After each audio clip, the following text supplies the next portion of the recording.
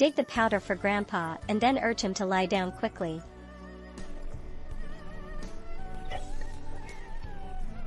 In this way, the boy began to obediently hit the head to fill in, until the pit is completely buried, until grandfather is no longer moving. This is the first Chinese film to be included in the teaching materials of France. Also, after director Li Ruijun went to Jingyang, another film that has been banned in the country for decades. Lao Ma is a famous coffin painter in a village, and the old Lao Cao cooperate to make coffins for people. Lao Cao is in charge of customization, while Lao Ma is responsible for painting the form of the white crane on the coffin. Will drag the dying old man into heaven. But over time, burial has gradually become a hemorrhage in people's mouths.